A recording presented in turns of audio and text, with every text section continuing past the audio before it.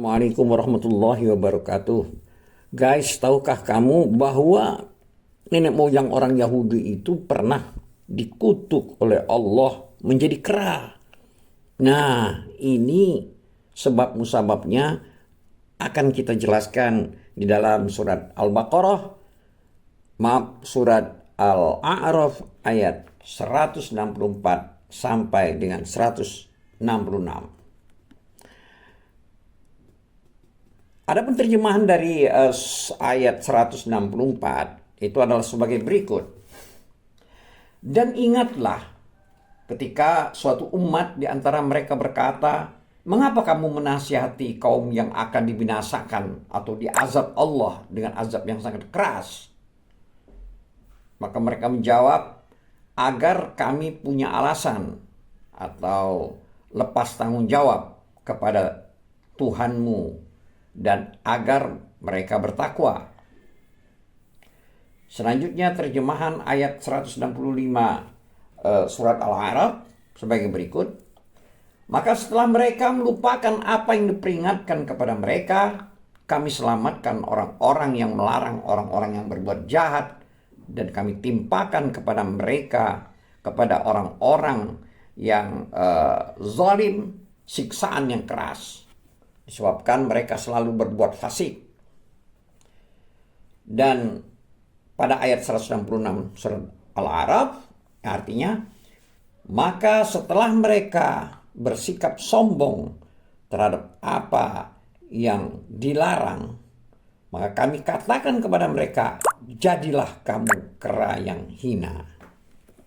Demikian terjemahan dari ayat 164, 165 dan 166 dari surat Al-A'raf, di mana Bani Israel orang Yahudi pada zaman Nabi Musa telah pernah dikutuk menjadi kera yang hina. Terkait dengan ayat-ayat di atas, Allah Ta'ala mengabarkan tentang penduduk negeri tersebut bahwa mereka berselisih menjadi 3 golongan. Jadi penduduk negeri tersebut berselisih dan terdiri dari 3 golongan. Golongan yang pertama itu melanggar perkara yang telah dilarang dan melakukan tipu muslihat dalam memancing ikan-ikan pada hari Sabtu. Padahal sudah dilarang, mereka tidak boleh memancing ikan pada hari Sabtu, sebagaimana yang telah dijelaskan di dalam tafsir surat Al-Baqarah. Sedangkan golongan kedua mengingkari dan melarang perbuatan tersebut. Jadi golongan kedua justru mengingkari atau melarang untuk tidak melakukan perbuatan tersebut. Bahkan mereka akhirnya memisahkan diri dari mereka, yaitu dari golongan yang pertama. Sedangkan golongan yang terakhir, yang golongan ketiga, ini lebih memilih sikap diam atau pasif. Jadi mereka tidak melanggar aturan, tapi tidak juga melarang golongan yang melanggar aturan tersebut. Jadi mereka berkata kepada golongan yang pertama, yaitu golongan yang mengingkari, atau maksudnya golongan yang kedua, atau yaitu golongan yang melarang perbuatan pelanggaran itu, dengan kata-kata yang artinya, mengapa kamu menasihati kaum yang akan dibinasakan atau diazab Allah dengan azab yang sangat keras? Jadi ini adalah pertanyaan dari golongan yang ketiga, yang pasif, kepada golongan yang kedua, yaitu golongan yang melarang orang untuk melakukan perbuatan pelanggaran yang telah ditentukan Allah. Jadi ini adalah pertanyaan yang tercantum dalam ayat 164 surat Al-A'raf. Jadi maksudnya adalah, mengapa kalian, yaitu golongan yang kedua itu, melarang mereka, padahal sudah jelas mereka itu mengetahui dan mereka itu nanti akan benar-benar binasa, ya, dan akan mendapat hukuman dari Allah Ta'ala. Jadi sehingga sebenarnya tidak perlu dan tidaklah ada faedahnya larangan kalian terhadap mereka itu, karena mereka memang sudah bandel istilahnya. Maka golongan yang kedua yang melarang perbuatan maksiat itu berkata, menjawab pertanyaan dari golongan yang pasif atau golongan tiga itu. Maksudnya adalah agar kami mempunyai alasan kepada Tuhanmu atau lepas tanggung jawab. Ya, ini adalah potongan dari ayat 164 surat Al-A'raf. Jadi sekali lagi dalam potongan ayat itu disebutkan agar kami mempunyai alasan atau lepas tanggung jawab kepada Tuhanmu. Adapun sebagian ulama membaca Rafa itu seakan-akan takdirnya adalah ini merupakan sikap pelepas tanggung jawab. Sedangkan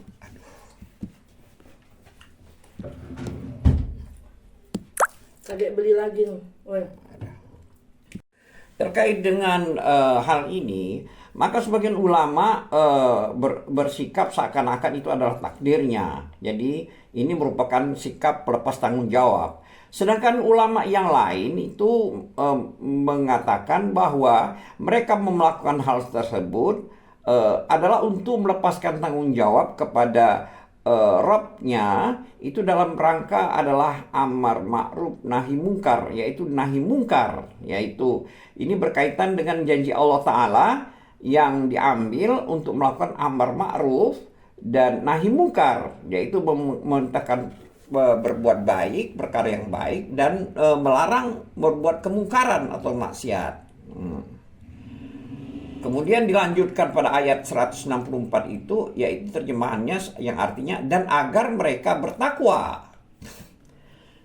Lalu mereka berkata, mudah-mudahan dengan pengingkaran ini mereka dapat menjauhi dan meninggalkan perbuatan mereka dan mau kembali bertobat kepada Allah Ta'ala. Bila mereka mau bertobat, niscaya Allah Ta'ala akan menerima tobat mereka dan merahmati mereka. Selanjutnya Allah berfirman dalam ayat 165 surat Al-A'raf, yaitu yang artinya maka setelah mereka melupakan hal kejadian tersebut, yaitu apa yang diperingatkan kepada mereka. Di sini maksudnya adalah ketika orang-orang yang melakukan kemungkaran tadi, yang berbuat maksiat, yaitu golongan pertama tadi, itu menolak menerima nasihat, ya, itu nasihat dari golongan kedua yang mengingkari perbuatan mereka. Itu yaitu pada ayat 165 surat Al-A'raf disebutkan yang artinya kami selamatkan orang-orang yang melarang orang yang berbuat jahat dan kami timpakan kepada orang-orang azab kepada orang-orang yang zalim. Nah, yaitu di sini adalah orang-orang yang melakukan kemaksiatan tadi, yaitu golongan pertama. Kemudian lanjutannya adalah kalimat siksaan yang keras. Ini adalah potongan kalimat dari ayat 165 surat Al-A'raf. Di dalam ayat ini Allah Ta'ala menyatakan tentang keselamatan dari orang-orang yang melarang kemungkaran atau kebinasaan orang-orang yang berbuat zalim. Jadi ini golongan yang kedua tadi, yaitu orang yang melarang perbuatan maksiat. Sedangkan orang-orang yang lebih memilih untuk sikap diam, yaitu golongan ketiga yang tidak bereaksi, yang pasif, maka di sini Allah tidak menyinggungnya dalam ayat ini tentang mereka, karena ya terkait dengan pembalasan ini itu disesuaikan dengan jenis perbuatan mereka, ya, karena mereka itu tidak berhak untuk mendapat pujian atau disebutkan dalam ayat ini, karena mereka tidak berhak dipuji, mereka tidak melakukan pelarangan, mereka diam saja, jadi tidak berhak dipuji. Namun mereka juga tidak melakukan dosa besar, sehingga mereka pun tidak berhak untuk dicela. Nah, meskipun demikian, para imam atau ahli tafsir telah berselisih pendapat terkait dengan mereka, yaitu golongan yang pasif ini, golongan ketiga ini. Apakah mereka termasuk orang-orang yang binasa, ya, termasuk orang yang dibinasakan, yaitu golongan pertama, atau mereka termasuk orang yang diselamatkan, yaitu golongan kedua. Di sini ada dua pendapat. Ibnu Abbas radhiyallahu anhuma berkata terkait dengan firman Allah Ta'ala, yaitu pada ayat 164 surat Al-A'raf, yaitu yang artinya, dan ingatlah ketika suatu umat di antara mereka berkata, mengapa kamu menasihati kaum yang akan dibinasakan atau diazab Allah dengan azab yang sangat keras? Itu maksudnya adalah mereka itu adalah penduduk negeri yang berada di tepi lautan antara Mesir dan Madinah. Nah, negeri ini biasanya disebut dengan nama kota Edyah. Allah Ta'ala mengharamkan mereka memancing. Jadi penduduk di kota Aliyah itu, ya, Allah mengharamkan mereka memancing pada hari Sabtu. Nah, padahal pada saat itu ikan-ikan pada datang kepada mereka pada hari Sabtu itu. Mereka terapung, terlihat berenang-berenang di atas permukaan tepi laut. Akan tetapi bila hari Sabtu itu telah berlalu, jadi pada hari-hari lain, mereka tidak bisa memancingnya. Hal tersebut berlangsung dalam jangka waktu yang lama, jadi karena pada hari-hari yang lain itu ikan-ikannya tidak terlihat, rampung-rampung permukaan, jadi mereka tidak mampu untuk memancingnya. Ini sudah berlangsung dalam waktu lama. Selanjutnya ada golongan, maksudnya segolongan di antara mereka yang tetap memancing ikan-ikan tersebut pada hari Sabtu, walaupun sudah ada larangan. Jadi walaupun mereka dilarang oleh segolongan yang lain, mereka tetap mancing ikan-ikan tersebut. Seraya berkata, apakah kalian tetap memancing ikan itu? Nah, maksudnya di sini golongan yang melarang itu. Apakah kalian tetap memancing ikan-ikan itu padahal Allah Ta'ala telah mengharamkannya atas kalian pada hari Sabtu?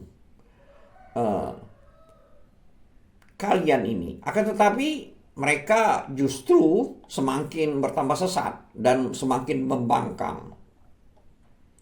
Lalu kemudian ada segolongan yang lainnya melarang para pemberi nasihat itu, maksudnya golongan yang pasif ini. Ketika hal tersebut telah berlangsung lama, maka sekelompok orang-orang dari golongan yang melarang itu ada yang berkata, kalian telah mengetahui bahwa mereka itu adalah sekelompok kaum yang telah berhak mendapatkan sisaan. Nah, jadi mengapa kamu menasihati kaum yang akan dibinasakan itu? Nah, jadi setelah lama kemudian golongan yang pasif ini ngomong nih sama golongan kedua. Istilahnya, ngapain kamu mau melarang atau menasihatin mereka? Mereka itu kan sudah pasti akan mendapatkan sisaan. Jadi tidak perlu lagi lah. Jadi mereka adalah orang-orang yang paling benar kemarahannya karena Allah terhadap para pelanggar itu daripada golongan yang lainnya. Maka orang-orang yang memberi nasihat itu berkata, maka orang-orang yang melarang atau memberi nasihat itu, yaitu golongan kedua itu berkata, yaitu sebagaimana kalimat yang tercantum dalam ayat 164 surat Al-A'raf, yang artinya agar kami mempunyai alasan atau lepas tanggung jawab kepada Tuhanmu dan agar mereka bertakwa. Jadi maksud di sini adalah mereka lepas tanggung jawab karena telah melaksanakan nahi mungkar atau melarang perbuatan-perbuatan maksiat, dan juga dengan maksud agar mereka bertakwa. Jadi maksudnya orang-orang yang melanggar maksiat itu taubat dan bertakwa. Jadi masing-masing dari mereka telah melarang para pelanggar itu. Ketika amarah Allah Ta'ala menimpa para pelanggar tersebut, maka selamatlah kedua golongan yang berkata, mengapa kamu menasihati kaum yang akan dibinasakan? Dan orang-orang yang berkata, agar kamu mempunyai alasan lepas tanggung jawab kepada Tuhanmu. Jadi dari ayat ini atau dari kalimat ini, bahwa golongan kedua dan ketiga, yaitu golongan yang melarang serta golongan yang pasif, itu sama-sama selamat atau tidak dibinasakan. Lalu Allah Ta'ala membinasakan orang-orang yang bermaksiat kepadanya, yaitu golongan pertama, yaitu orang-orang yang memancing ikan-ikan itu pada hari Sabtu dan merubah mereka menjadi kera yang hina. Jadi Allah membinasakan dengan azab terhadap orang-orang yang telah bermaksiat itu, yaitu menjadi kera yang hina. Terkait dengan hal tersebut, Ikrimah rahimahullah telah berkata, meriwayatkan dari Ibnu Abbas radhiyallahu anhu berkaitan dengan ayat tersebut. Dia, Ibnu Abbas berkata, aku tidak tahu pasti apakah selamat orang-orang yang berkata, mengapa kamu menasihati kaum yang akan dibinasakan? Maksudnya orang-orang dari golongan yang ketiga, yaitu golongan-golongan yang pasif, yang tidak ikut melarang. Nah, dia artinya Ibnu Abbas dalam hal ini tidak tahu pasti apakah orang-orang tersebut selamat ataukah tidak selamat. Dia, maksudnya di sini adalah Ibnu Abbas berkata, aku masih belum mengetahui tentang mereka. Maksudnya sampai saat ini, sampai aku benar-benar mengetahui bahwa mereka telah selamat, maka hatiku pun merasa tentram. Jadi di sini Ibnu Abbas mengakui bahwa dia masih belum mengetahui, belum bisa memastikan apakah orang yang golongan ketiga yang pasif itu, yang tidak ikut melarang itu benar-benar selamat atau tidak. Ya, jadi di sini Ibnu Abbas belum mengetahui secara pasti. Terkait dengan itu telah dijelaskan dalam tafsir surat Al-Baqarah beberapa asar yang berkaitan dengan kabar berita negeri tersebut yang di dalamnya telah terdapat keterangan yang cukup memuaskan. Alhamdulillah. Pendapat yang kedua, sedangkan pendapat yang kedua itu adalah golongan pendapat yang pertama yang belum mengetahui kepastiannya. Sedangkan pendapat yang kedua adalah orang-orang yang memilih bersikap diam itu adalah termasuk dari orang-orang yang binasa. Jadi menurut pendapat imam atau ulama-ulama yang lain, mereka berpendapat bahwa orang-orang yang diam tadi, yang bersikap diam, yang tidak ikut melakukan nahi mungkar, yang tidak melarang orang-orang berbuat maksiat itu, mereka itu juga termasuk dalam orang-orang yang binasa atau yang dibinasakan oleh Allah. Selanjutnya firman Allah pada ayat 165 surat Al-A'raf yang artinya, dan kami timpakan kepada orang-orang zalim siksaan yang keras. Jadi di dalam firman ini ada dalil yang mafhumnya menunjukkan bahwa orang-orang yang tetap hidup adalah orang-orang yang selamat. Jadi orang-orang yang tetap hidup selamat, sedangkan yang lain binasa. Jadi kata ungkapan yang keras ini memiliki banyak qiraah arti. Artinya menurut pendapat Mujahid rahimahullah, yang dimaksud dengan keras di sini adalah lewat yang lain, artinya pedih. Artinya diberi siksaan yang pedih. Sedangkan Qatadah rahimahullah berkata maksud di sini adalah siksaan, adalah menyakitkan. Jadi siksaan yang menyakitkan. Akan tetapi semua makna tersebut itu saling berdekatan. Wallahu a'lam. Sedangkan firman Allah selanjutnya yaitu kalimat pada ayat 166 yaitu yang dimaksudkan yang hina. Jadi kata-kata yang hina pada ayat tersebut adalah maksudnya adalah mereka dalam keadaan hina dan tercela. Demikianlah antara lain riwayat singkat atau terjemahan singkat makna dari ayat 163, 164 dan 165 yang di sana menceritakan bahwa bagaimana bangsa Israel, kaum Nabi Musa dulu pernah melakukan maksiat, artinya melanggar perintah Allah, dan mereka dibinasakan dan dikutuk menjadi kera. Wallahu a'lam bishawab. Wabillahi taufiq wal hidayah. Assalamualaikum warahmatullahi wabarakatuh.